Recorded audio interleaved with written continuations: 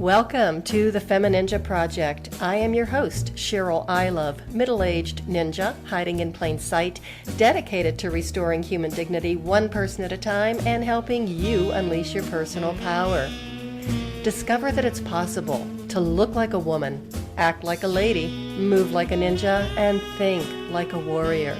And remember, men are always welcome on the FemiNinja Project.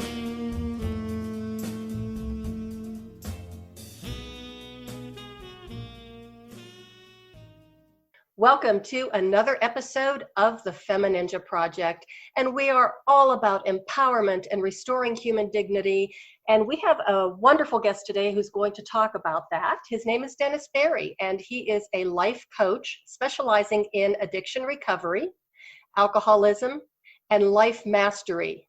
He is also a speaker, best-selling author, and host of the Funky Brain podcast.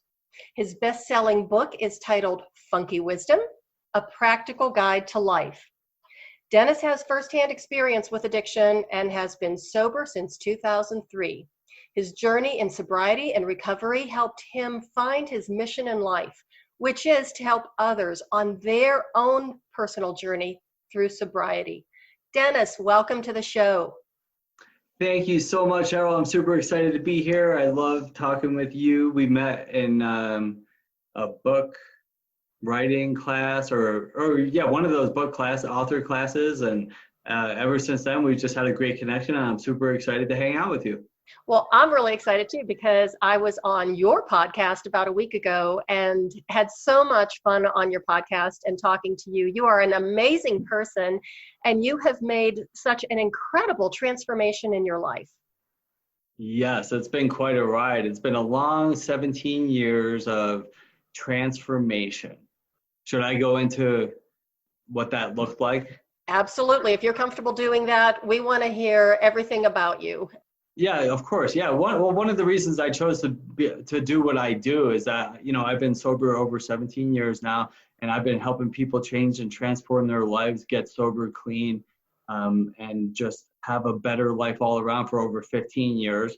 And, when you see who I was before versus who I am now, it's not the same man. And my goal really is like, if I could just keep one person from committing suicide or being depressed or just not being the best version of themselves that they could be, that's really my goal. I definitely don't do it to make millions of dollars. I do it to help people.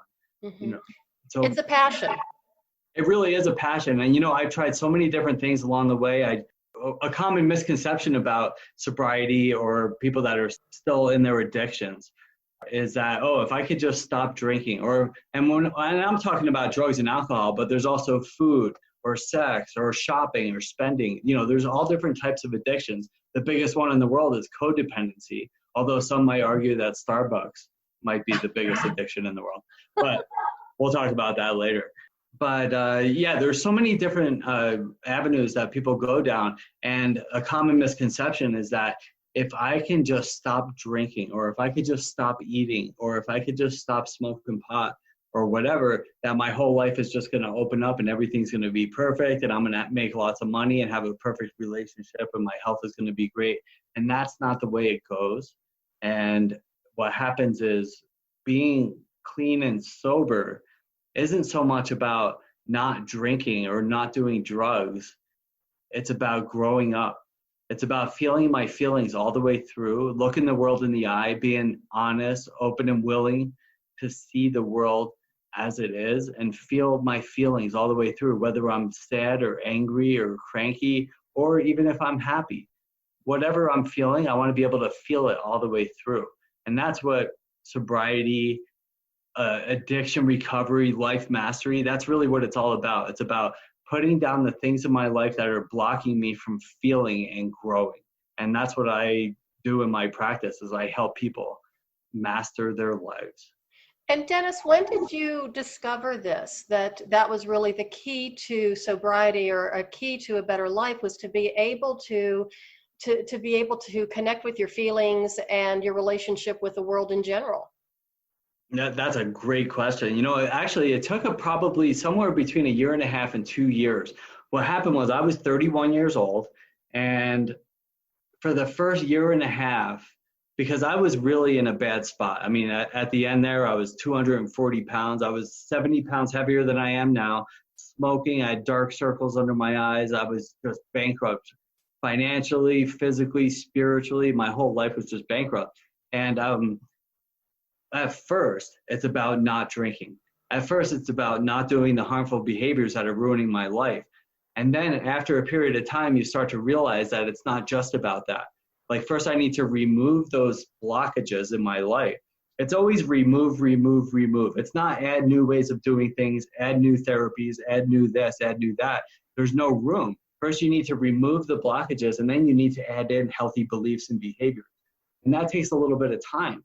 And so for the first over a year to a year and a half, I was really just working on, wow, actually for the first 10 months, I still smoked cigarettes and I ate a ton of chocolate Oh.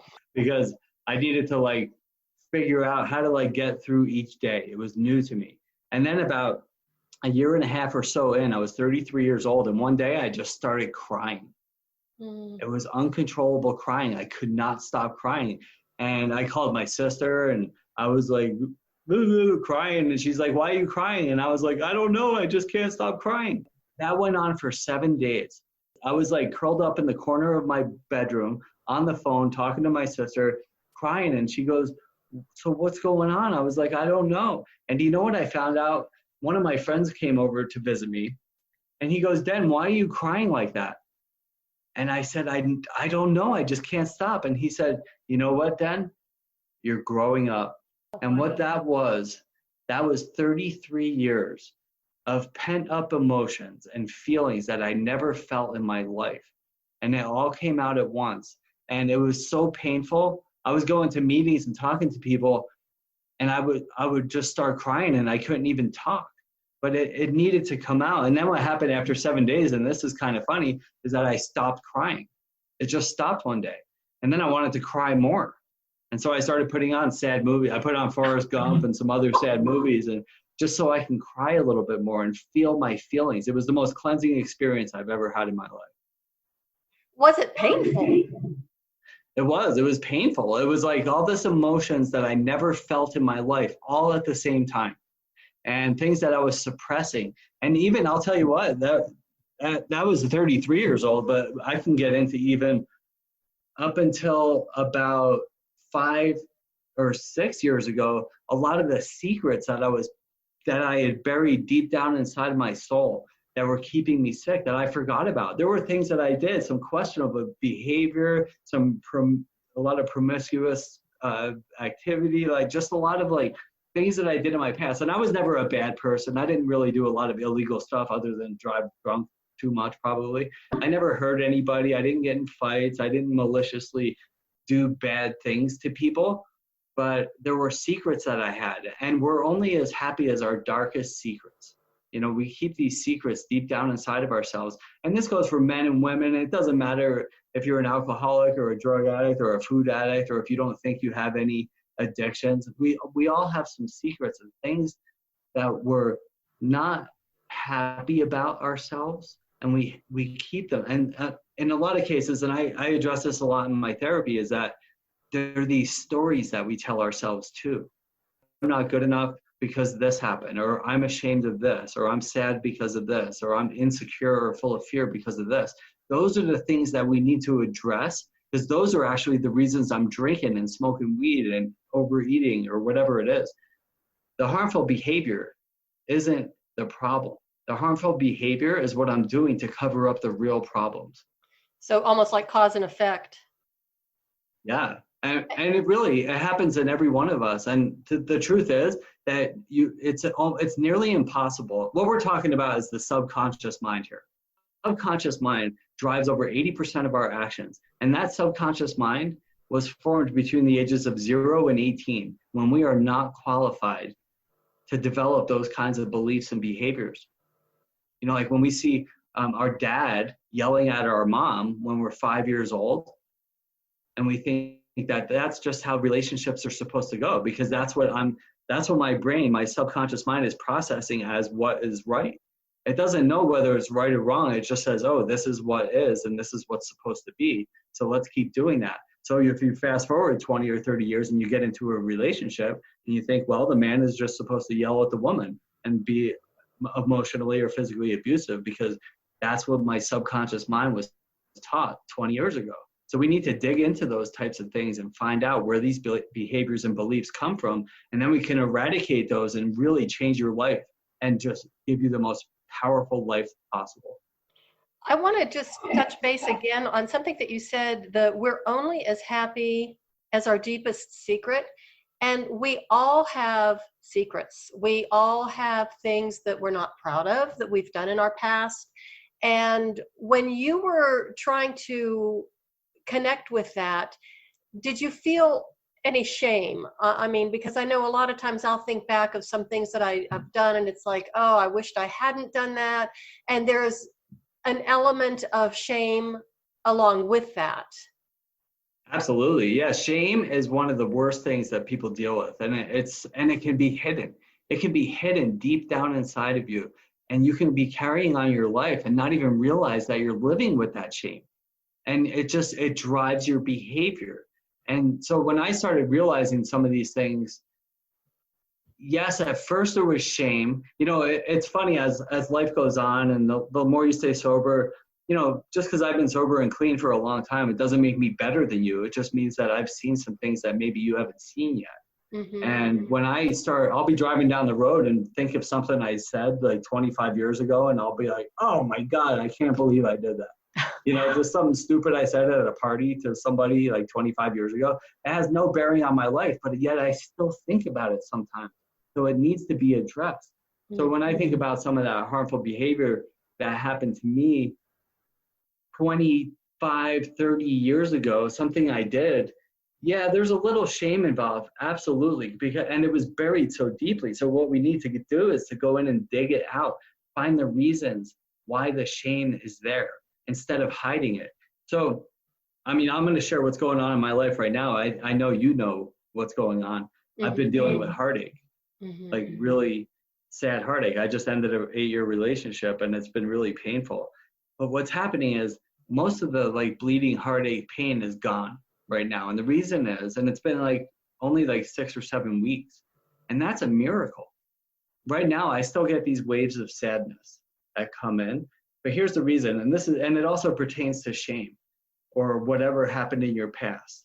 But what happens is, if you think about your problems, your emotions, your feelings, whatever it is that's going on in your life, let's just picture this. It's coming in from the right and it goes into your right ear. And if I process it, if I feel, if I cry, if I share with people, if I get a little angry sometimes, whatever my feelings are, I'm going to process those. I'm going to sit with them. I'm going to be like, all right, what is the lesson I'm supposed to learn with this? And then I'm just going to let them kind of just flow right out the left side of my ear, the left side of my head. Mm-hmm. Where the sickness comes in and where addictions and all types of harmful behaviors and beliefs come in is that if, let's just say, these feelings are coming in from the right side and they go into my right ear and I'm angry and I'm fearful and ashamed and I'm sad and I don't know what to do about it. So I start drinking or I start eating cake or I start getting depressed and not sitting with my feelings or feeling them all the way through. And they sit inside my head and start swirling around. And then I get sick because I never process them and feel them all the way through. Mm. And that's my job as a coach and a counselor, is to help people identify these harmful beliefs and behaviors that sometimes go back 20, 30, 40 years into our childhood. Figure out what it is that's keeping us from mastering our lives, what's keeping us sick, what's keeping us in our addictions. And you nailed it with that shame. Yeah. Shame is a killer. And you could be living with that shame for decades and not even realize it, yet it's ruining your life. That brings me to my next question, which is the opposite of shame is forgiveness, self-forgiveness. Mm. And sometimes it's easier to forgive somebody else than it is to forgive yourself for something. Right. Well, at the root of every spiritual or religious practice is the principle of forgiveness. Every single one of them. Mm-hmm. You know, if you go back to like the Bible, it was like, he said, like, you turn the other cheek if somebody hits you, right? Mm-hmm. Or whatever it is, it's always like, whatever happened in the past, it's the past. Forgiveness is definitely a root of our recovery. It's a root of us being the most effective person that we can in our lives. If somebody harmed you, we again, this goes back to what I was just talking about your feeling it all the way through. If somebody harms me, whatever that harm is, and I need to process it and let it flow right out of my life. You know, the main root for before forgiveness is that resentment. People hang on to resentments, that anger. Remember, it's like resentment is like drinking poison and waiting for the other person to die. That's never going to happen. What you're saying by holding on to a resentment, and there's no justified resentments ever. There can't be any justified resentments. If you hold a resentment, what you're saying is that in order for me to be happy, I have to wait for you to change. And that's unlikely to happen. So if I don't forgive you, if I don't find a way to process this and feel this and let it go, that means that I'm not going to be happy. And that is not the way to live. That's not the way to become successful, healthy, happy, have successful relationships, businesses, whatever it is you want to do. Until you rid yourself of those harmful resentments and that anger or grief or fear or whatever it is, you're not going to be as happy or as productive or as successful as you can be. So forgiveness is absolutely an important piece of recovery or success on any level. That inner peace that people strive for requires forgiveness. Another thing I wanted to touch base on or have you talk about a little bit more is, and you said it, you nailed it so perfectly, it makes you sick. I mean, if you're hanging on to resentment or hanging on to shame or any of those negative emotions or feelings and just kind of like perseverating on them, you literally do make yourself sick because it affects your immune system and actually weakens it.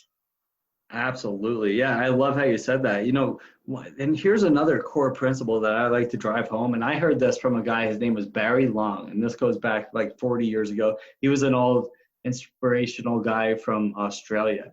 And he died like 20 years ago or so. But what he said is, and this is a hard one, but this is the absolute truth. And wherever you are on your journey in life, you need to embrace this as soon as possible.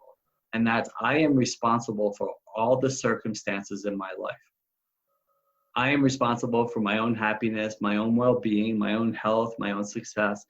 If you continue to blame, complain, or accuse other people for your emptiness, you are never going to be happy. It's my responsibility. And, you know, I needed to grasp onto that. And it's a really big, tall order to take that on. For so many people, we can blame our exes. We could say, oh, it was her fault or his fault that this happened. Or we could say, it's the doctor's fault that he couldn't fix my illness. Or it's my partner's fault, my business partner's fault that the business failed or something like that. But you have to find a way to accept your piece of your part in the whole equation there. Otherwise, you're never going to be happy.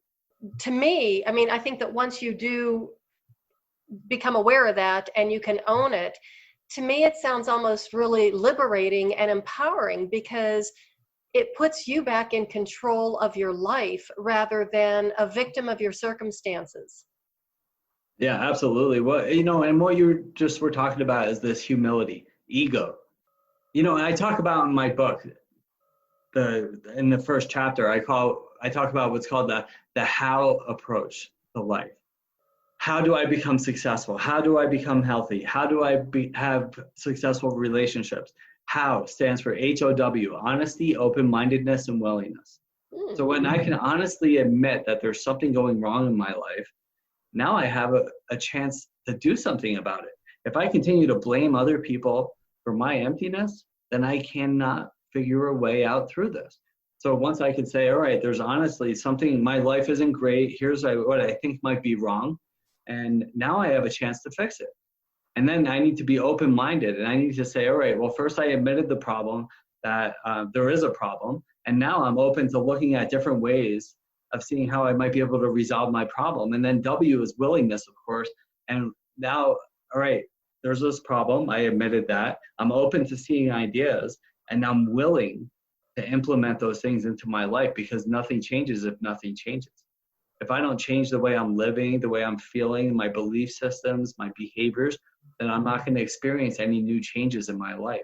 And this is what I go through with my clients, to help them radically transform their lives. Mm-hmm. I want to go back to something you said earlier, and it was about all like those layers you have to kind of like peel back, all of these things that are actually the cause and effect. And it's almost like when you're blaming other people, that's just another layer that you're putting on, covering what the real root of the problem is. Absolutely, yeah. Again, it goes back to what I was just saying with responsibility. I'm responsible for all the circumstances of my life. And a lot of those things aren't revealed to you. Like all of your problems, all of your shortcomings, your defects of character, they're rarely all revealed to you all at the same time. Right? That's probably good. Yes, right? Like how overwhelmed would you be? But it takes time, and life just kind of goes on. And throughout time, sadly, when it would be cool if I could just wake up in the morning and be like, you know what? I don't think this area of my life is perfect, and this is how I'm going to change it. And by the end of the day, everything is perfect. Mm-hmm. That's not how it goes. It usually goes that, I'm going along in life, because we don't love change so much as human beings. It's like I'm going along in life, and then something happens, and it's really painful. Like in my case, I'm going through this loss, this grief almost of loss of my relationship, and this heartache. And through it, I've seen things about myself in the last month and a half that I haven't seen in the last 15 years. I've had more growth in the last month than in the last 15 years. And I'm a seeker. Like I'm always looking for, where can I be better? Where can I be stronger, more effective, a better communicator, a better lover, a better friend? And there were things that I missed, like huge glaring defects that I missed until I was in enough pain to see them. And also another important piece of that puzzle is that you have to be willing to do the work around it. It's not just, I realize this, you need to have an accountability partner too. And that's where I come in as a coach and a counselor, is that it rarely do you say, okay, this is what's going on in my life. These are my problems, my defects, my shortcomings. I know how to fix them, and I'm going to straighten it out by myself. There's no accountability. You might get on like a little bit of a high for a couple of days and be like, yes. Like when you read a self-help book, do you know what the average length of euphoria is when you read a self-help book? How effective it is in your life? What? It's somewhere between 3 and 7 days. And that's why most people have that shelf in their house somewhere that's full of self-help books. It's like, I'm going through this problem, so I'm going to go get this book. And then you read maybe about a quarter of it, and you feel empowered and excited to change your life and get through that problem. And sometime within 3 to 7 days, that problem usually finds its way through, and you stop improving. So without an accountability partner, somebody to hold your feet to the fire and do the work that it takes to make change happen, rarely does the change happen on its own. Mm-hmm. As you're going through this, the 6 weeks or the 4 weeks or whatever that since your breakup, and what you are experiencing, and that you've had more growth in this time than you have in the past 15 years, I just want to ask you if you were exhausted from it. And I don't mean that in a negative way, because to me, you're actually working a lot with, you're changing your patterns in your brain, and it's a lot of neurological deep work. Yes. Yo, absolutely. And that's a great question too. I mean, I love your questions. You're right on, Cheryl. Yeah. I mean, it is exhausting.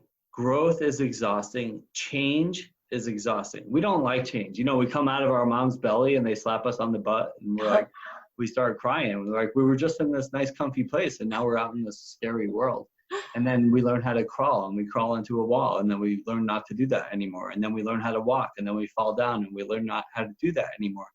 So when we reach these points in our lives where we become comfortable, any change becomes difficult, because we're just like, wow, all right, well, I figured out how to do this. Now we have to change again. And change is painful. And so when I'm going through this this cleansing period of my life, it's exhausting. The crying, the learning about myself, the writing that I'm doing, the journaling, the exercises that I'm doing with my mentor are exhausting. And you know where change happens? Change happens when you do the things that you don't want to do for an extended period of time. So, when I wake up in the morning, I would love to just wake up and go exercise and then just carry on my day and then just run around laughing all the time. But, there's unresolved feelings that I haven't felt all the way through yet. And if I don't address those through my writing, through my meditating, through my talking with other people, they're going to continue to haunt me for the next 20 years. So there's still work to do, and it's exhausting and it's tiring. But the growth comes in doing the things I don't want to do on a daily basis. When you're able to see these things and work through them and feel them, eventually you just keep growing to new levels. And, first, again, let's go back to the root in my life is the addiction recovery piece, right? I need to figure those were the real reasons that I was in my addiction. It was the real reasons I drank and everything. So now that I'm addressing these things, I'm free to just go live and be more productive. It's cool stuff. Even though when you're going through this process, it is exhausting. You might need to sleep more. You might need to just, take more time, quiet time. It is well worth it. It is well worth it. And another thing, since you just brought that up, is that something that's so important, and a lot of it gets buried, just like everything else we were talking about, but self-love. Self-respect, self-care. Remember, you need to take care of yourself. And there's a difference between taking care of yourself and being selfish.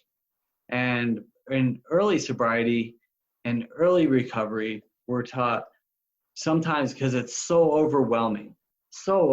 Like I didn't know which end was up.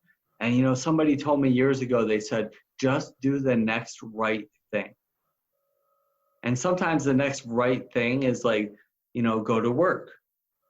Or the next right thing might be like, go pick the kids up at school. Or sometimes the next right thing is like, take a shower. Get a cookie. Sometimes you just have to stop and take care of yourself and love yourself for a little while. And that's different for everybody. Everybody has a different definition for what that means to them. But it's so important to stop. This work that I'm talking about is exhausting. You can't do it all at once. In fact, if you try to, you're going to get burnt out and stop. So I always tell people work for 30 to 60 minutes at a time when you're doing the work that I have people do. If you try to sit down and do 6 hours of it, you're never going to do it again. You're going to get burnt out and you won't go back and do it. I want to go back to the self-respect. That also correlates to the self-forgiveness. You can't get to a place of self-love, self-respect, self-acceptance if you don't have that element of self-forgiveness. Absolutely. Yeah. But one of the biggest resentments people hold is against themselves. Mm-hmm. And it's really sad. And as you know, and as you had said, I work mostly with men, but I do have women that I work with. In fact, I'm working with a woman right now, and she originally came to me because her son, who's a teenager, I think he's 18, he sleeps till 5 o'clock, and he drinks and smokes weed and hangs out. And the idea was that I was going to talk with him and help him transform his life and kick his addiction. But he's not ready yet. So now I work with her. And the idea is to teach her how to become independent. She's in a codependent relationship with her son. And she's angry with herself for letting it get to that point. She takes on a lot of shame and a lot of the blame for him being where he is. And we're doing the work right now for her to realize that, he is not her responsibility at this point. High school is over. She needs to start establishing boundaries. And when I say boundaries, I mean boundaries with consequences. We can all say, oh, here's a boundary. Like if you're talking, I know you deal mostly with women. So if you're talking about these women that are in unhealthy codependent relationships, they can say to their husband, I want this to change. And I want it to change by this time. Otherwise, we're going to have to do this. We can all set boundaries and rules all the time, but if there's no consequences, there's never going to be any change in the behavior. I think actually he's 19. So he's 19 years old. He needs to get a job. And he needs to have a job by a certain predetermined time, let's say 4 weeks. Otherwise, he can't use the car, or he can't watch TV, or take his phone away. Like, there needs to be boundaries with consequences. So she's starting to just do this work over the last, I think, 6 weeks, and she's already feeling so much relief and seeing so many changes in her life and his life as well. So was it hard for her to take the initial steps? It was, yeah. Well, when we first talked, she was crying, she was upset, she was taking a lot of the blame as she felt like a failure for letting this happen to him. But, she didn't. She was a great, loving mother. She didn't beat him up or deprive him of any food or anything like that. It was just, well, first of all, it's in the past now. It's circumstances that we have to deal with. We have to look at where we are right now and then move forward and remove the blockages that are keeping her from being happy and keeping him from moving forward. And then so it's remove, and then add. And so that's what we're doing. We're removing some of the old beliefs about herself that come from her childhood. And then we're going to start adding in healthy boundaries, healthy new behaviors. And that's where the change happens. And she's starting to feel great, but it is painful at first, for sure. Well, it's hard to break old patterns and habits, but you have to do that to allow the new healthy habits and healthy patterns to emerge. You do. And like I said, and I don't want people to be fooled by listening to what I'm talking about here. This is not, okay, well, let's talk to Dennis and everything's going to be better in September. That's not how it works. We're talking about doing the things you don't want to do for 365 days. There's an old this old belief system about, I think there was a book or something like 21 days to a habit or something like that. And that originally came from, or habits are developed in 3 weeks or 21 days, whatever it was. So that was originally because there was an athlete in the Olympics and he lost his leg.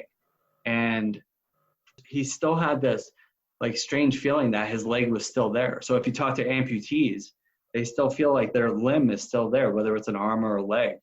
And it's weird. Like, you go to walk, but the leg isn't there and you fall down. So what they did was they put this artificial leg on, and it took 3 weeks for him to get used to having this leg. So they said, well, then it takes 3 weeks for a habit to form. But that's not the truth. So especially when you dig into the subconscious mind, to eradicate your subconscious thinking that you've had for 20, 30, or 40 years, it takes a considerable amount of time, effort, and money, and it takes a willingness to change. These changes happen, and it could take a year in order for your life to drastically transform, and for you and your subconscious mind to take you where you want to be. So just get that clear. It takes time. Remember, it's 100 miles into the woods and it's 100 miles back out. The good news, though, is that 100 miles on the way back out, it doesn't have to take as long or be as painful as it was on the way in. I also like what you said about comfort zone and how uncomfortable it is to make the changes. But once you get out of your comfort zone, I actually have another friend of mine who's been on the podcast, Marisa Jones, and she said that once you get out of your comfort zone, or once you get uncomfortable, that's when the real healing begins. That's right. I think you even did a blog post on don't get comfortable, something like that. I saw it on your website. Yes, stay uncomfortable. Comfort, I was taught you always want to be pushing uphill. If you're not pushing uphill, you're sliding back downhill. Now, the common misconception is that pushing uphill means struggling. It doesn't necessarily mean struggling. It just means striving to be better than you were yesterday. So you always have to be pushing. When you start getting comfortable, then you start sliding backwards. There's no growth in comfort. Now, I'm not saying to, put yourself in awkward, uncomfortable situations 24 hours a day. I'm saying push yourself. If you're here and you want to get there, push yourself towards there. And if it's uncomfortable, that means that it's challenging, and that's what's going to get you there. That's how the people that are over there, that's how they got there. Mm-hmm. They got uncomfortable. You know, it was an interesting story with Usain Bolt. Do you know Usain Bolt? I don't. Right. So he was the Jamaican runner, the fastest guy in the world for the last like 3 Olympics, and big, tall dude, really fast guy. And then he was asked, "Was like, how did you keep performing at that level for like the last 15 years?" And some of it is genetic. You know, he has that genetics in him, but some of it, and he said, you know what it was? I kept doing the things that I didn't want to do. And I had a coach to push me to do those things on a daily basis. Mm. And that's how he won. He's the most decorated gold medal runner in the history, I think. Wow. And that's what you do for your clients. That's what we do. So you need to have somebody to push you to that level, because I'm not, intuitively, I'm not going to wake up in the morning and write down all of my shortcomings, my defects. I'm not going to pull all those out of myself without being accountable to somebody, and not for an extended period of time. Like maybe I'm going through some pain, so I'll write some stuff down, or I'll journal for a week until some of that pain goes away. But to have that continued growth, that continued push to strive for excellence, to radically change my life, I need an accountability partner to push me in that direction on a regular basis. Mm-hmm. So tell us a little bit about your book too, because I know it's quite successful, best-selling #1 on Amazon, and you got some great reviews on it. So just tell us a little bit more about that. Right. So what I did was, originally, when people come to me, a lot of people don't want to do the 12-step work, the AA work. Mm-hmm. And I did that for a long time. And what I found is that you kind of reach a point where it kind of stops, the growth stops. And so I'm not going to sit here and bash it. It did actually point my life in a great direction. It taught me a lot of the principles that I know now. And what I did was I took those principles and I created a program that anybody can do any day. You could do it every day if you want. You don't have to wait a year to do it. And what it does, it's a program of reflection, of self-reflection and growth. And, you know, again, it goes back to what I talked about earlier with the how approach. It's like, I need to honestly admit that there's a problem. I need to be open to seeing new ways of doing things and willing to do those things. And then what the things are is that, first, again, there's a 6-step program I created. I need to admit there's a problem. And then the next step is I need to calm down. So the average person has 60 to 80,000 thoughts a day. That's almost 1 thought per second. How can we be productive, healthy, happy, and successful when we're having 80,000 thoughts a day going through our heads? Now, I would say if those were all productive, useful, awesome thoughts, then that would be really great. But I would say that about 98% of those are unproductive, useless thoughts that are keeping us from going where we want to be. And then the next step is I really need to connect with some sort of power greater than me. You know, that power greater than myself, God, the spirit of the universe, whatever it is you want. It's so important to connect with that spirit and to be inspired. You know, if you look at information versus inspiration. So when you're in form, when you're like in human form and you're stuck in that form, that's information. But if you want to be inspired and live in inspiration, that's that spirit, right? When I'm living in spirit, I'm inspired. And that's going to help push me forward to do the things that I want to do, that I love. And that's when I become successful. And then the 4th step goes into some reflection about, you know, a lot of the things that we talked about earlier with finding out the root causes for our problems, going back to our resentments, our fears, our deepest, darkest secrets, getting those out. Because if they're staying inside of us, that's what's keeping us sick. Mm-hmm. And then moving on to carrying it forward, being of service and helping people along the way. Because I used to struggle all the time. When I was in rehab, they said, how many times do you think that you drove drunk? And what I wrote down was, I think I drove drunk about 3,000 times. Oh my God. And when I say I drove drunk 3,000 times, I'm not talking about like I had an extra martini at happy hour. I'm talking about close one eye to stay on the road. That's how much I drank. So I'm still here though. And how come I'm here? And I used to struggle with this a lot. How come I'm here, but you hear about some 6-year-old girl walking across the street and gets wiped out by a drunk driver? Mm-hmm. And I used to struggle with that. And what I came to realize and believe, because I need to believe this, is that my purpose and all of our purpose, all 7.5 billion people on this planet, we're here to be of service and help each other. And that's why I do my podcast. And that's why I wrote my book. My job is to be of service and to help people in any way possible. But my intuition, my original belief system was I need to go out and make money, and I need to take care of me, and I need to take care of me before everybody else. And when you do that, you're not going to be successful. So this part of my program is training people to think outside of themselves, to be altruistic, to help people with no expectations of anything in return. And that's what my book is about. And then in the back there's a bunch of ways to apply all these principles into your life. Nice. Okay, so Dennis, how could people get a hold of you? Well, you can reach me on my website, dennisberry.com. You can email me at dennis@dennisberry.com.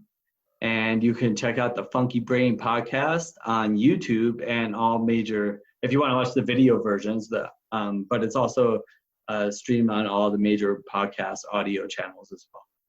Okay, and then of course your book you can get your book on both your website and Amazon. Correct, yes. Okay, great. And Dennis, is there anything else that you want to leave us with before we wrap things up? Well, we're going through a pretty turbulent time right now with the COVID, a lot of unemployment, a lot of people struggling deeper in their addictions than they ever were before. Suicide is at a high rate. And so while this COVID stuff is going on, I'm offering 2 free sessions to anybody who's struggling. Well, give a call. We'll have a consultation. That'll be separate. And then we'll have 2 free sessions I want to offer to you or anybody you know that's struggling. Just reach out. I'm here to help. I know, having been sober for 17 years, that it's not easy, but you don't have to do it by yourself. I'm here to help.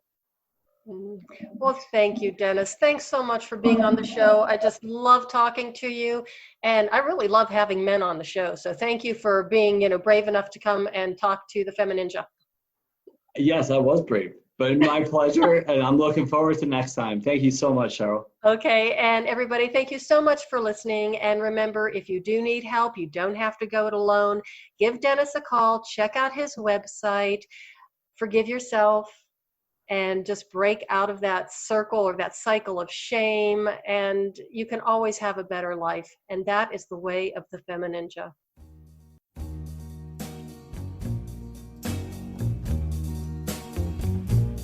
And that's a wrap on another episode of the FemiNinja Project. Thank you so much for listening, and remember, be safe, be strong, and until next time, bye now.